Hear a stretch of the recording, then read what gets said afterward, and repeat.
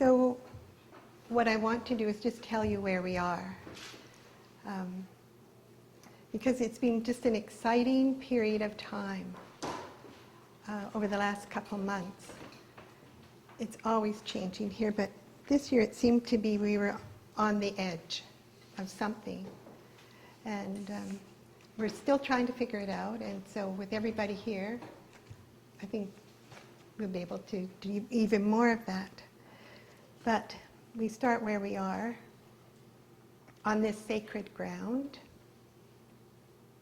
in an atmosphere filled with light and mantra, with dedicated people, and a community that knows about harmony, change, and transitions.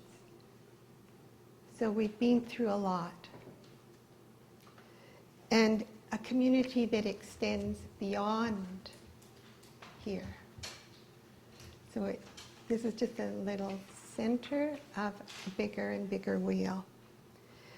So we just came to this realization, and it's always striking when you just think of something and know that this is what we're starting to do, but now we're going to do it consciously. And it was to acknowledge that we're the old growth trees of the ashram. There are some of us that are old and have grown a lot. And still are going to continue, but also know that it's essential that we know what's going to be happening next in some way.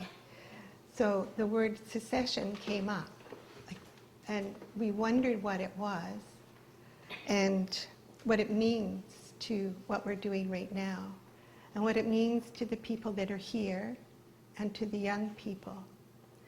And the first thing we all did was ask the question, well, what is an ashram? And who would want to live at an ashram? And so to find out, we just kept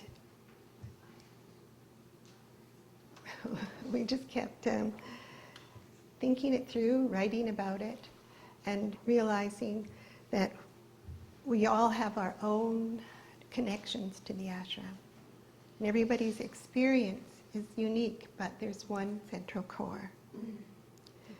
So we also know that what the ashram needs, it begins to tell us. And we know also that before things are passed on to other people, we need to really know what the important things are and to help them and support them. And before Swami Radha died, I go back in my diaries, I can see how she prepared and supported a lot of people in the work, knowing that her time was coming near. And not that our time is coming near, but that we may need to know, we may need to work at it very consciously and very, like with the understanding that we can still be helpful and bring other people along. And part of that is just knowing what happens in the teacher training, which has happened and is going to happen the next course, is that people all have that unique and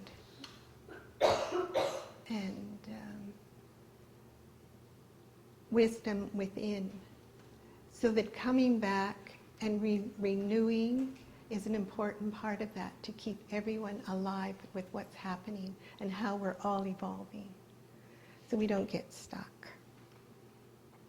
So we came up and we started making lists of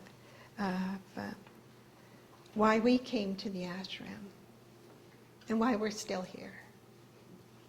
And so to find out from ourselves what would be happening, We made lists of what we need to do. We had people working with numbers to know how many people have come, and they're all counted up and they're all analyzed, so we know something about people coming and where they come from. And we even held out on the brochure for this year because we weren't sure. It seems so different. We have so many different ways of spreading the word. And so we have to think about that in a new way. And then we thought of the core of the work, which is, it depends on the initiations and the commitments that people make.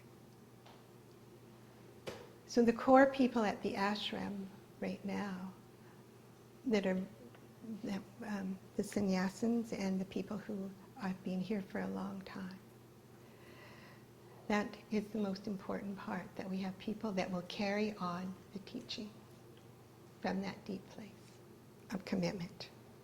So we know the potential is in every person because it was in us.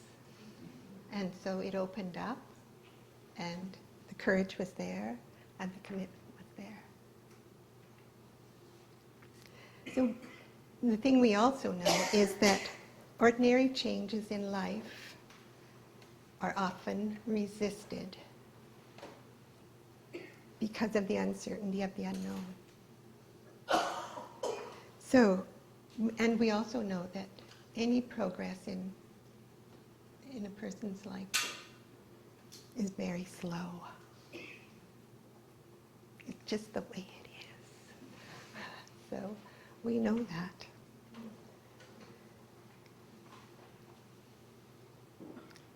And also I've been taking the time for the book to go through my diaries and going back to just seeing how the purpose of the divine, the purpose was there, and so was Divine Mother all the way through. So there's this threading of a life all the way through and looking for that thread. And sometimes if you don't have your journals, you would forget that, so that you can keep inspiring yourself and knowing and going back.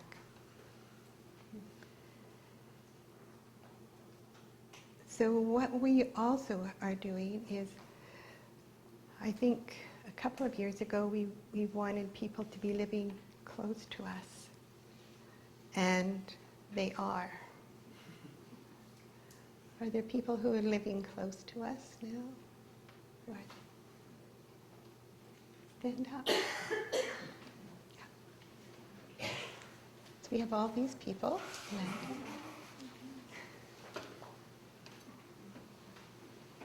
You see? Sorry? Charles. Oh, and Sunny. Yeah. Wow. So it's beginning to build. And so they bring their talents and enthusiasm, and that's really helpful to us in the work. We've seen that some of the people are making longer commitments to stay at the ashram and heading up projects. And we connect with the community around us in different ways, from help at the school to just being here and helping with the resources when we can.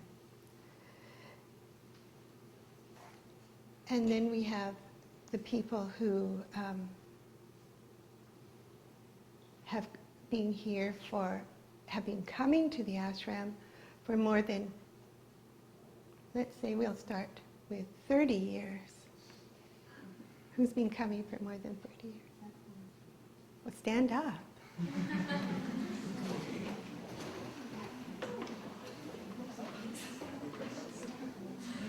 Well, more than 30, that's fine.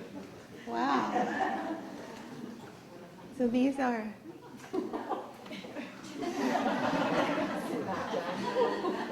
All right, 20 years. Yeah, the 30 people keep standing. 10 years.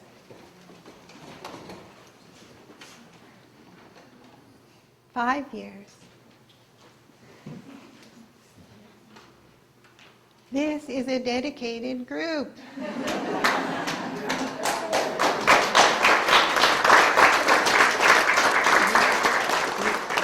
Okay, so how do we support each other? We want to plant some new seeds.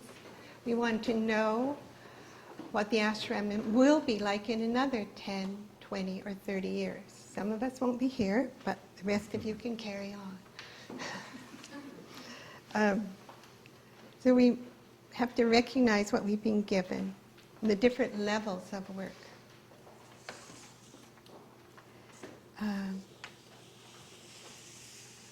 And learning to be a community of dedicated people really does take effort and clarity of purpose. So when I look back over the times we've been here, the years and transitions, I see that we came to work through our way from anger and emotional responses to harmony.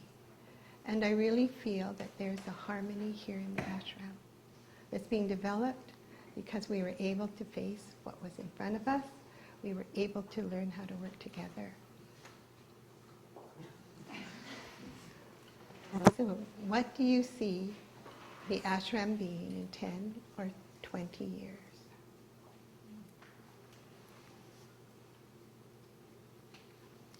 Because I've seen if you have that ability to keep carrying on the work, you receive more than you put in. It really is a miracle. It's transforming. So who are we? How do we know the effects? What does the community and the world need? How do we enter? Why are you here? What does it mean if you evolve? And who's prepared to make the sacrifices?